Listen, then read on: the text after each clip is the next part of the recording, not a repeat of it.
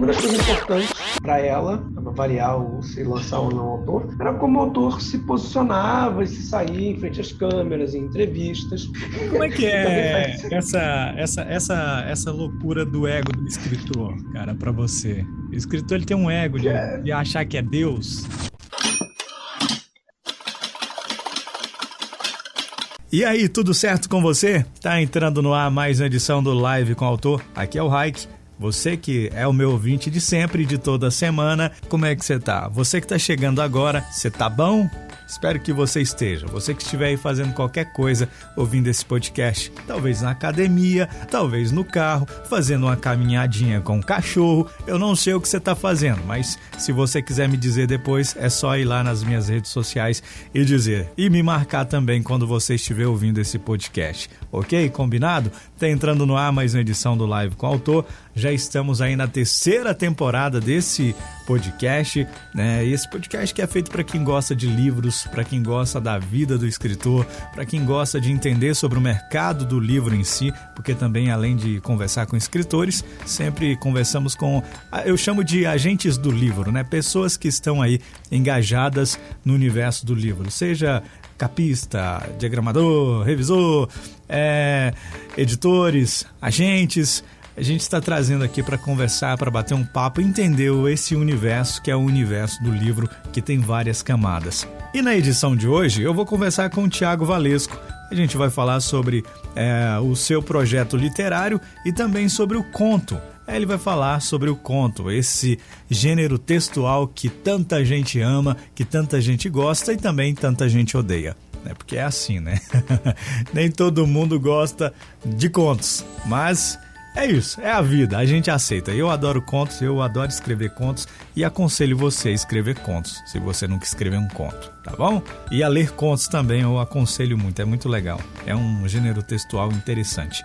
E aproveitando, eu já quero convidar você para participar do concurso literário, né, que o Thiago faz parte da organização desse concurso literário que se chama A Máquina de Contos. Então é uma oportunidade incrível para você estar aí colocando, né, o seu conto nesse concurso e quem sabe ser aí o ganhador, a ganhadora desse concurso. É bem interessante, então eu vou deixar o link aqui do site neste podcast, nesta bio deste podcast, e você pode estar acessando o site aí e entendendo como é que funciona esse concurso A Máquina de Contos. Beleza? Manda seu conto lá. É para autores inéditos, então manda ver e boa sorte para você.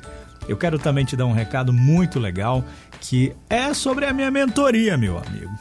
Eu vou falar disso aqui a temporada inteira, tá bom? Porque eu quero ser o seu mentor, eu quero te ajudar a evoluir, eu quero te ajudar a produzir mais um conteúdo, ou talvez o seu primeiro conteúdo, o seu primeiro livro, o seu primeiro projeto, né? Você não sabe por onde começar, não sabe para onde ir.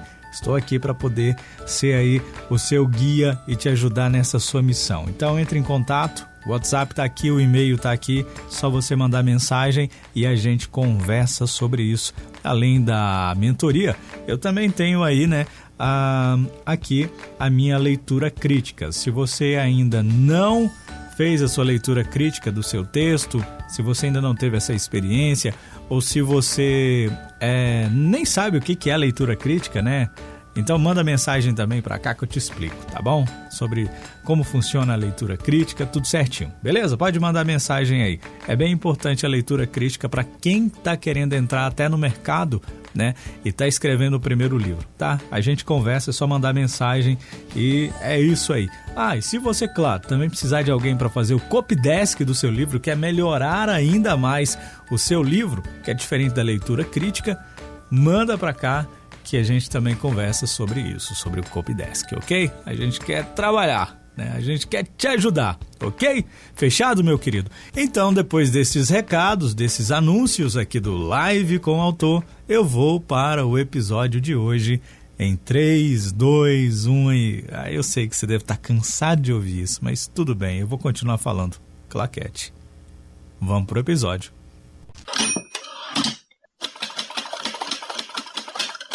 Olha, essa pergunta é impossível de responder.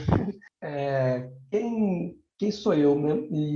E a dificuldade de responder, eu acho que reside na ideia de que o eu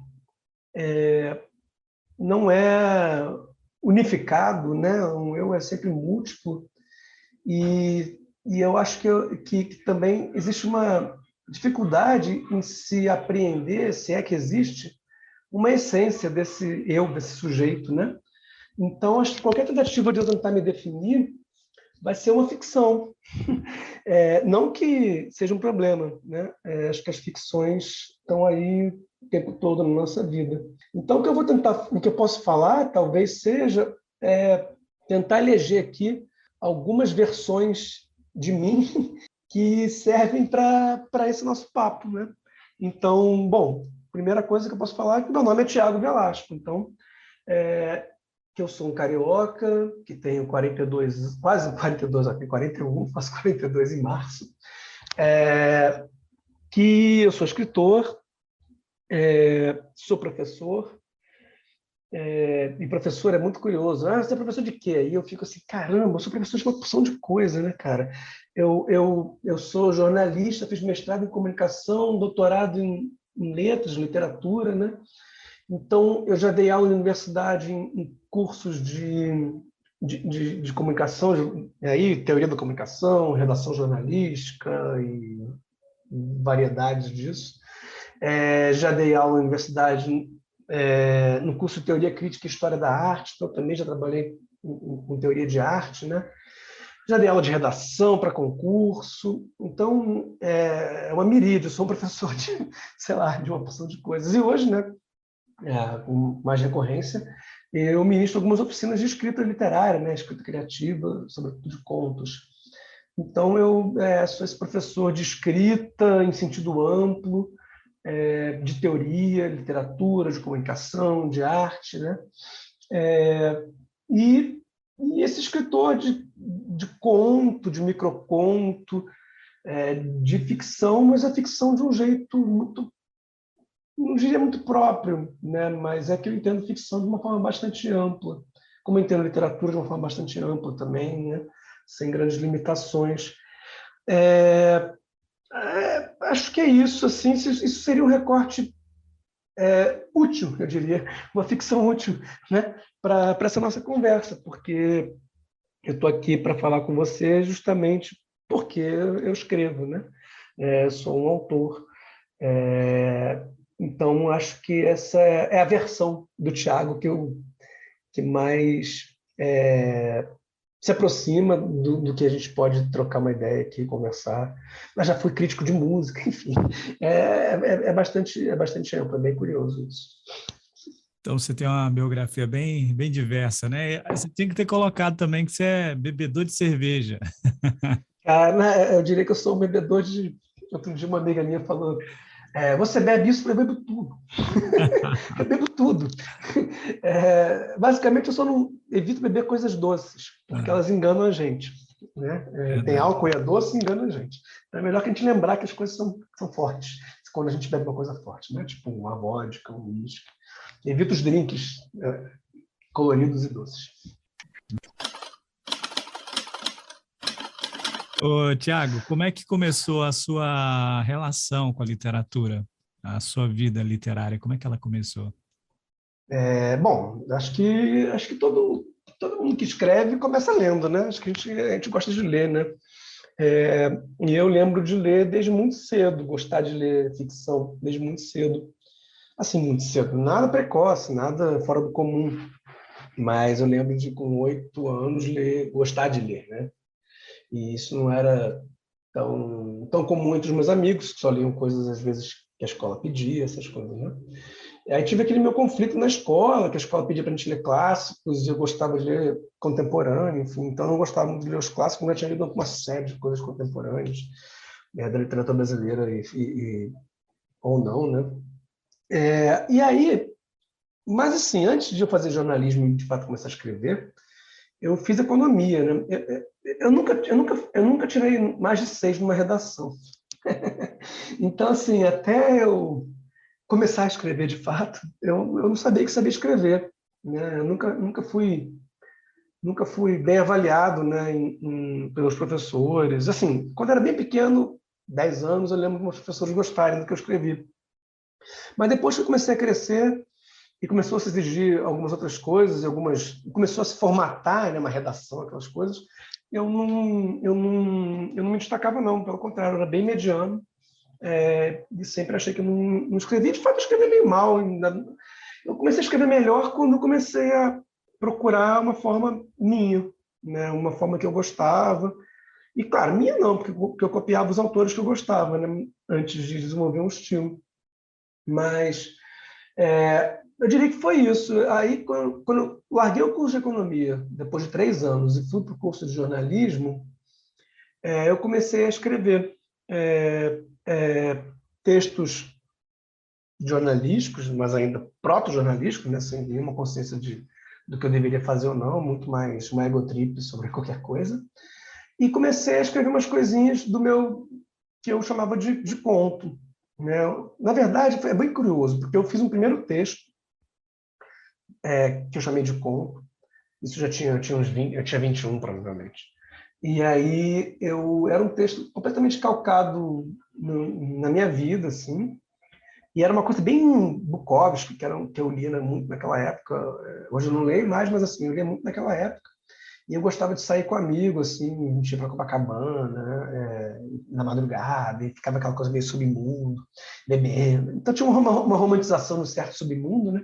E isso era bem parecido, de alguma forma, com o que eu lia no Bukowski, né? E aí eu fiz esse primeiro texto, assim, que hoje, se eu for ler, é horrível, né?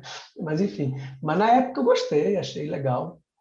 A questão é que o meu segundo conto foi bem diferente. Tem uma evolução literária, estilística enorme. E eu até hoje gosto dele. E esse segundo conto, eu escrevi, chama Prazer da Carne. Inclusive, ele deu o nome ao meu primeiro livro, que eu espero que vocês não procurem, porque ele é muito ruim. Só tem no estante virtual, mas não comprem. Mas esse primeiro conto é bom, esse segundo conto, esse Prazer da Carne. E aí, na época eu enviei ele, tinha um site de literatura chamado, acho que era Portal Literal. E ele, na época, no iníciozinho dele, ele tinha curadoria da Heloísa Buarque de Holanda. E ele tinha essa coisa de literatura, e ele tinha cinco hot sites, eu não sei como é que chamavam isso, mas 5 páginas oficiais de escritores brasileiros. Um deles era o Rubem Fonseca, que era um autor que eu, cara, adorava. Eu gosto ainda, mas já li quase tudo, enfim. Mas eu adorava muito nessa época da minha vida. O Rubem Fonseca talvez seja o primeiro grande autor na minha vida. Assim, com 15 anos, 14, eu lia muito Rubem Fonseca. E fiquei lendo durante muitos, muitos anos. E aí tinha esse portal, Heloísa Buarque de Holanda, vários autores, né, 5 autores, 5 ou 6, enfim, importantes, assim, que tinham páginas oficiais lá, e aí podia se mandar os contos, e aí eles selecionavam quem ia publicar, e eles publicaram meu conto. Então, assim, meu segundo conto da vida foi publicado por um portal importante na época, em 2002, por aí. E aí aquilo foi muito importante para mim, porque aí me validou de alguma forma, né? E aí eu comecei a escrever uns outros contos legais, eu devo ter uns 3 contos dessa época legais, 3 ou 4. Aí depois desanda de novo, porque era novo, oscilava muito, né? Mesmo os bons tem que ter, hoje olhando, eu mexeria um tanto em questões de estilo, você percebe que tem uma certa ingenuidade no estilo ainda. Mas, enfim, as pessoas começaram a gostar, sabe? Mas algumas pessoas que eu achava, que eu considerava, de alguma forma. Então, assim, na faculdade de jornalismo tinha um professor de português que adorou. Aí depois tinha um professor de psicologia que tinha pedido para a gente ver aquele filme Um Copo de Cólera, né, baseado no romance do Rado Nassar, e tinha que fazer traçar o perfil psicológico dos personagens. E nessa época eu entreguei 2 contos meus a ele, não sei porquê, acho que eu estava com o ego lá em cima. e aí ele gostou, e ele deu a opção para o pessoal da sala traçar o perfil psicológico dos personagens do meu conto ou do filme baseado na obra do Rado Nassar. Que loucura. Como é que é essa loucura do ego do escritor, cara, para você? O escritor ele tem um ego de achar que é Deus. sabe? Cara, a gente fica achando que é importante, sabe? É Que a gente é especial. que a gente é especial, inteligente, gênio, né? Que a gente tem uma sensibilidade fora do comum. Eu não sei, cara, assim, eu confesso que eu sempre tenho um pé atrás. Eu tenho um ego, claro que eu tenho um ego, senão não tava escrevendo e botando cara a tapa. Mas eu também tenho um pé atrás sempre, eu não confio tanto, sabe? Então é um movimento oscilatório entre extrema confiança e extrema insegurança, né?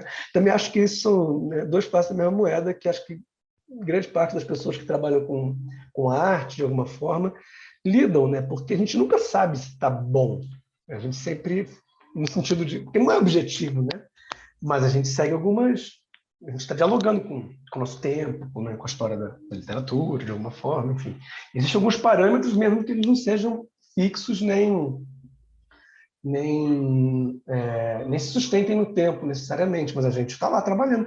Então é muito difícil a gente saber. E a gente também, né, e uma coisa que é importante, a gente não pode confiar na nossa mãe, no nosso amigo, porque, porque não tem jeito, né, cara? Vai ser sempre bom para eles. Né? Tem uns amigos antigos, assim, eles se amarram nas coisas que eu escrevo, né? Aí, aí um Sua mãe lê deles suas coisas? lê Minha mãe desde não lê sempre. minhas coisas, não. Eu tô forçando ela agora a ler. Não, ela lê, dá para os amigos, assim. Legal, Meu pai é aquele cara que no lançamento compra 10 livros, sabe? que E aí, legal, e aí ele dá para 9 amigos. legal. Mas, enfim, o problema é que não dá para confiar muito, né? No sentido de que, além deles, né, gostarem a priori, se bem que meu pai teve uma vez que ele falou para mim lá atrás, por que você não escreve coisa que as pessoas gostam? O que que as Eu falei pessoas para gostam? O que que elas Mas gostam? foi o que eu falei para ele. Pô, rapaz, se eu soubesse que as pessoas gostam, né? Eu falei que nem o Paulo Coelho, mas faria só um, depois eu voltar a fazer o que eu gosto. Enfim, eu faria só um para ganhar muito dinheiro e depois voltar a fazer o que eu gosto. Mas assim, pois é, o que as pessoas gostam? A gente não sabe, né? E como a gente não ganha dinheiro com literatura, pelo menos a maior parte das pessoas não ganha de fato grana com literatura, Que é um eu erro. acho que mas não ganha, né? Assim, então eu acho que pensar no que as pessoas gostam não faz nenhum sentido, sabe? A não ser que você ache um filão aí de best-seller, assim, e as pessoas gostam. Mas aí é outra coisa, acho que são relações Você distintas acha que a mesmo. carreira do escritor é sorte? Eu acho que toda carreira artística tem um grau de sorte, tá? Mas não só sorte, de relacionamento também. E isso não exclui qualidade. O que eu quero dizer é que qualidade por si só não garante. Inclusive, pessoas que fazem coisas que às vezes com qualidade duvidosa podem conseguir mais espaço do que pessoas com mais qualidade. E, claro, a gente vai discutir quem é qualidade ou não, a gente não vai chegar nunca num lugar. Obviamente que eu estou usando os meus parâmetros, né, a minha forma de avaliar. Mas eu acho que é importante um grau de sorte, é importante trabalhar, fazer as coisas, tentar fazer a melhor coisa possível, né? Enfim, não ficar achando que qualquer coisa vale. E, inclusive, falo isso para meus alunos nas oficinas, né? Tenham um rigor, sejam rigorosos. Não fiquem tentando passar qualquer coisa, porque, não, tenta fazer sempre o melhor que você puder.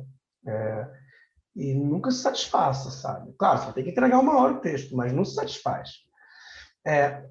E tem essa coisa do relacionamento, cara. Não tem a menor dúvida que conhecer pessoas certas, que cair nas graças de certas pessoas ajuda, sabe? Network, né? Fazer o network. Conhecer as pessoas Ajuda. mesmo. Eu já vi uma editora, eu fiz um curso uma vez sobre o escritor no mercado editorial, assim, e uma editora falou para a turma toda, né? Uma das coisas importantes para ela, para variar ou se lançar ou não o autor, era como o autor se posicionava e se saía em frente às câmeras, em entrevistas. E aí ela falou, inclusive, se ele for bonito, tiver charme. E aí, acho que ela citou Francisco Bosco, né? E eu pensei, né? O cara é inteligente, escreve bem e é bonito, não sei o quê. Então, assim... Então a gente está lá, então. A gente vai ser contratado por ela. Ah, é? Né? Mas o que eu quero dizer é que são coisas extraliterárias. E agora, nesse momento que a gente vive, As pessoas olham as suas redes sociais, querem saber o quanto você é engajado, quantos seguidores você tem, porque todo mundo aí é personalidade de si próprio, sabe? É marqueteiro de si próprio, coisa e tal. Então, está todo mundo performando um papel nas redes sociais, e, enfim. Então, tem também isso. Mas, claro, tudo depende de certo segmento, certo nicho que você vai atuar, né? Acho que quanto mais comercial for o que você quer fazer, mais você fica sujeito a essas coisas, porque tem uma relação direta com divulgação, mídia, e por aí vai. Você ganhou, foi finalista de prêmios, participou em vários, é curador de um prêmio agora, né? E faz Uhum. parte desse movimento da máquina de Aqui de contos. contos. Então, assim, a importância do concurso literário no Brasil, nesse Brasil contemporâneo louco que a gente vive. Então, eu acho que o concurso é sempre uma forma de a gente ganhar legitimidade, sabe? Assim, porque a gente está escrevendo, escrevendo, escrevendo, a gente não pode ficar confiando nos amigos, e a gente nunca sabe se é bom ou não é. Por mais que a gente ache, acredite, a gente precisa de uma afirmação do outro. E o concurso te ajuda nesse sentido, sabe? Você ganha um concurso, você fica, porra, eu ganhei esse concurso, sabe? Eu não posso ser um nicho, sabe? Né? E aí você ganha um outro concurso, e por aí vai. Assim, quando você consegue ganhar muitos concursos, né? Eu acho que hoje eles não catapultam mais as pessoas, os autores, para publicação em editoras grandes. Mas é claro que é importante. Quando eu mando um original para uma editora, eu falo que eu ganhei 2 prêmios, né?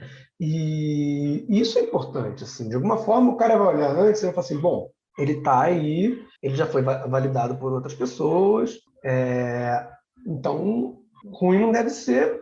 E ele vai, porque imagina o cara receber 200 livros por ano para ler. Não dá para ler tudo. E é por isso que eu falo sobre o network e coisa e tal. Não dá para ler tudo, sabe? O cara vai ler porque lembrou, porque alguém indicou, porque ele lembrou de você, uma ideia que você trocou, porque você ganhou alguns prêmios, talvez. E aí ele vai ler, começar a ler, e ele não vai ler inteiro, de cara.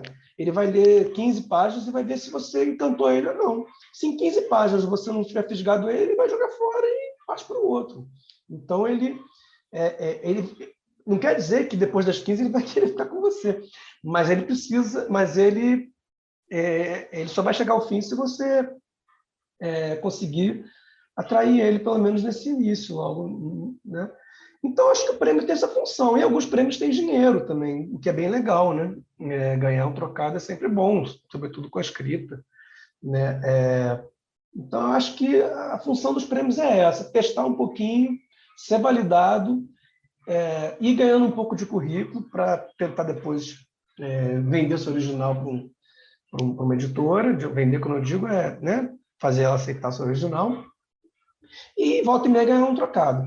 Claro que tem prêmios que são maiores, tipo o prêmio Sesc. O prêmio Sesc muda um tanto, pode mudar um tanto a tua vida, porque ele é muito grande, ele já tem uma história de lançar autores que vários deles se consagraram, entraram no mercado, e ele lança para uma editora grande e faz o circuito do Sesc, que permite que você seja lido, circule uma boa parte do Brasil. Então, tem prêmios que são prêmios mais, de fato, mais, né, de maior porte, que podem mudar a tua vida mesmo. Os prêmios menores, eu acho que é isso, é validar. Mas também tem prêmios de fases, né, cara, da tua vida, sabe? Então, o nosso concurso, né, o nosso prêmio de Máquina de Contos, ele é para autores inéditos. Então, a gente está buscando autores que não publicaram o livro. Tem outros prêmios que já permitem que você seja publicado e por aí vai. Então, também tem, às vezes, fases, sabe? Tipo o prêmio Flip, que eu fiquei em quarto em 2015. Em tese, eu posso mandar meus contos ainda para lá, mas eu não mando mais, porque eu acho que já passou para mim. Né? Para onde eu cheguei, já acho que já não vale mais tanto para mim. Né? Agora eu teria que procurar prêmios maiores. Né? Então, eu acho que tem isso, tem prêmios para fase de carreira também, né? Acho que é interessante isso. E pode ser importante, obviamente, para a carreira, ou para ganhar um dinheiro, para circular. Tudo também gera material para a gente se divulgar também, né? Pô, eu ganho em tal lugar. Aí você fala, fui vencedor do prêmio tal, isso circula, né? A gente precisa ficar criando situações, porque até lançar um outro livro, entre uma publicação e outra, muitas vezes demora muito tempo. Então é preciso que você fique fazendo, mostre que está fazendo coisa também, você não pode sumir, né? Enfim, é uma carreira, tem que gerir esse negócio, não tem muito jeito. Você disse uma coisa importante, carreira, né? Carreira, como levar essa carreira, né? Essa carreira de escritor. Então, é uma carreira, mas eu confesso que eu não me preocupo em ganhar dinheiro escrevendo. E às vezes eu defendo até isso, tá? Eu defendo, assim, que é uma... Eu falo às vezes assim, olha que coisa boa, como eu não ganho dinheiro, eu posso escrever o que eu quiser. Eu não preciso me preocupar, né? Talvez se eu ganhasse dinheiro com a minha escrita, claro, eu ganho dinheiro com coisas que são relacionadas à escrita. Então, quando eu dou uma oficina de escrita, eu ganho dinheiro. E isso eu só faço porque eu escrevo também, né? Eu sou escritor. Então, assim, dessas formas indiretas, ok. Mas se eu ganhasse dinheiro escrevendo um livro, se eu fosse um best-seller, talvez eu ficasse preocupado, muito preocupado na hora de escrever e agradar. E aí eu não faria vários dos meus projetos que eu faço, do tipo, agora eu estou escrevendo um livro de microcontos que é uma transposição de imagem para texto. Então tem é um trabalho super conceitual, sabe? E obviamente que ele não é um trabalho que vai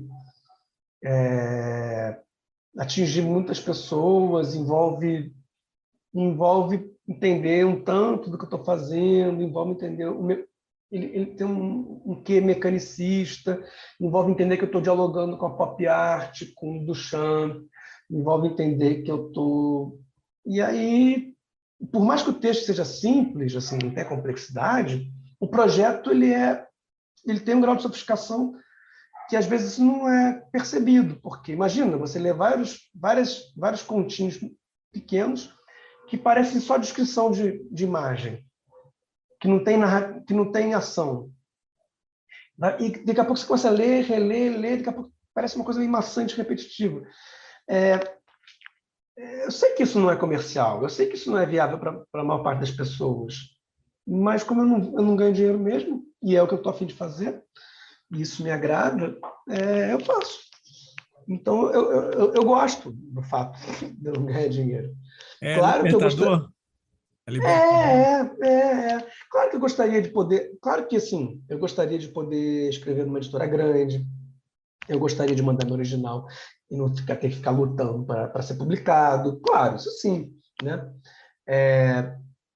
Mas, ao mesmo tempo, envolve abrimos algumas coisas. Você vê o Paulo Scott. O Paulo Scott, que eu gosto bastante, ele publica pela Alfaguara. Mas quando ele publica poesia, ele publica para editoras pequenas, porque não tem espaço. Mas ele quer publicar poesia. Então, para fazer um projeto que é menos comercial, ele vai para uma editora pequena. Isso não quer dizer que os romances dele são romances comerciais no sentido de best-seller. Não é best-seller, é romance uma sofisticação dele, assim. Mas ele já tem espaço numa editora grande, então, e obviamente que ele não deve ficar se tolindo, é o que ele está a fim de fazer. Mas quando ele quer fazer algo que tem menos mercado, né, porque o gênero romance tem mais mercado do que o gênero poesia, ele precisa recorrer a uma editora pequena, né? Então, eu lembro do Mirizola lançando as crônicas dele com uma editora pequena, enquanto ele lançava os romances pela 34, né? Então, acho que é mais ou menos parecido, só que a diferença é que eu não tenho uma editora grande nunca. Então, eu estou livre. Meu romance pode ser um romance completamente experimental, os meus contos podem ser microcontos. Às vezes eu vou fazer um conto mais tradicional, e eu gosto pra caramba. Meu último livro publicado, são de contos tradicionais, sabe? Assim, não tem viagem ali. É normal, assim, tem uma história, enfim, né? Mas nem sempre faço coisa com história. Dando uma pausa rapidinha para te dar um recado. O meu livro, Folhas em Branco, está na Amazon. Se você ainda não adquiriu o seu exemplar, adquire lá na Amazon a versão e-book. E em breve o livro sai em versão física. Em breve entra na pré-venda. Então, se você ainda não adquiriu o e-book, logo você pode adquirir o físico se você preferir. Mas se você quiser conhecer um pouco da minha literatura, é só você ir lá na Amazon e adquirir já o e-book. Em breve eu solto para você a pré-venda do livro físico. Em breve, aguarde. Agora a gente volta para o episódio. E vamos pegar o lado mais professor de escrita criativa. Uhum. O que é necessário para um conto ser realmente um conto de verdade? Aquele conto que você consegue, vou usar a palavra engajar, o leitor ali em 4 páginas. O que precisa?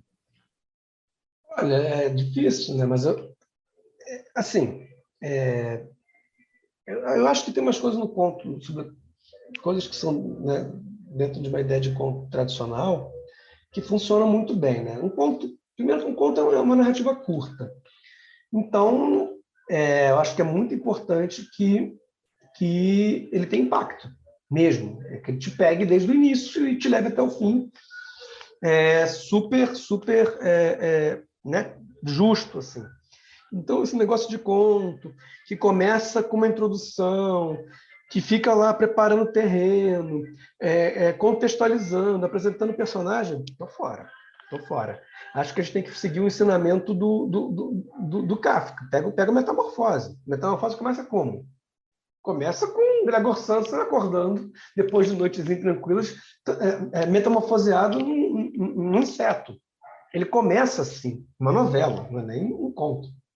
Ele começa assim. Ele começa na situação problema. Ele começa no conflito e não explica. Ele te deixa com esse problema, deixa o leitor com esse problema. Então, eu acho que, primeiro, um bom conto tem um início poderoso. E um início que já é no olho do furacão. E que não vai ficar explicando. E ele termina também com uma certa força. Eu nem acho que precisa de um final que seja uma grande surpresa, que seja um final, né, em tom elevado, como se explodisse. Eu nem acho isso. Na verdade, funciona, obviamente. Mas eu tendo a gostar, inclusive, de finais em tons mais baixos, como se a revelação fosse um pouquinho antes do fim, como se você escrevesse umas 2 ou 3 frases para diminuir o tom, para você não terminar naquela forma espetacular, explosiva, que às vezes eu acho meio populista. Mas é importante que tenha um impacto ao fim, né? Que você não termine do nada. E eu gosto de finais abertos. Então, também não gosto que o autor entregue tudo para o leitor e deixa ele amarradinho. Eu acho que as coisas têm que ficar mais sugeridas.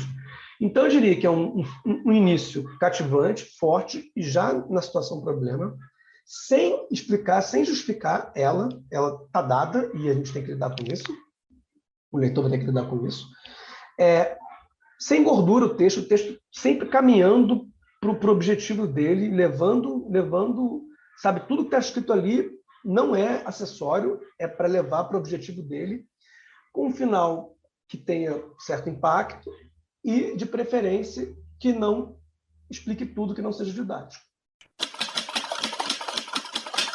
Você está trabalhando num romance através da sua tese? Ele está pronto, né? Ele está pronto, já tem. Já? Ele está no editor, inclusive. Ele já deve ter saído, já tem 1 ano e meio, mas essa coisa de pandemia deu uma atrasada. Eu fiz uma tese. Eu entrei para fazer um doutorado sobre escritas de si, sobre autoficção, basicamente. E ao longo. Eu entrei em março, né? E em setembro eu lancei meu livro de contos. E aí minha orientadora viu meu livro, leu e gostou. E ela falou assim, vamos trazer esse tipo de escrita para a tua tese. Acho que vai ser um desperdício você escrever uma tese tradicional. porque você tem, enfim, você tem esse tipo de escrita e é super interessante, tem a ver. Então, minha tese mudou um pouco para quase como uma tentativa de achar a própria escrita de si, né? Qual é a sua forma de escrever sobre você, né? E aí eu fiz uma tese que é um texto. Estou falando que é um texto só, por quê? Porque tem, lá onde eu fiz o meu doutorado, na PUC do Rio, tem alguns casos de textos ficcionais como tese ou dissertação de mestrado. O mais bem sucedido é o da Tatiana Salem Levy, que virou a chave da casa, a chave da casa, né? Só que ela fez uma metade teórica e uma outra ficcional, que é o romance dela. Ganhou prêmio, todos os prêmios na época. O meu texto não, o meu texto é um só. Teoria e ficção estão juntas. Tá? Não tem texto para a banca e texto para as pessoas. E a história é qual? Tiago Velasco está no doutorado, tendo que escrever, pesquisar autoficção. E aí eu começo a narrar esse processo. E aí começo a botar as teorias juntos, criar histórias, enfim, vou fazendo. E é a minha tese. Para circular como romance, o que eu fiz foi diminuir um pouco ela. Tá? Tipo, o personagem Tiago Velasco lançava um livro de contos. Então, dentro do romance tese, tinha um livro de contos. Tá, não estava completo, mas eram umas 50 páginas de conto. Isso eu tirei. Aliás, eu não tirei de cara. Eu tirei depois que tanto a Patuá quanto a Reformatório falaram para mim: olha, o livro é muito bom, mas está muito longo, vai ficar muito caro, não dá para publicar, não. Mercadologicamente pensando. Não tem jeito. Aí eu até pensei, será que eu lanço 2 livros juntos, sabe? O de contos e o romance. Quando o romance fala do de contos, a pessoa vai lá e Seria abre o outro. interessante. Seria bastante interessante. Eu acho que É, pega bem, pega esses contos e faz isso. o Mesmo. problema é que comercialmente as pessoas não querem fazer isso. Elas não querem lançar assim. Então fica com esse problema. E aí virou um livro que eu tenho, pelo menos 40% tem que escrever mais.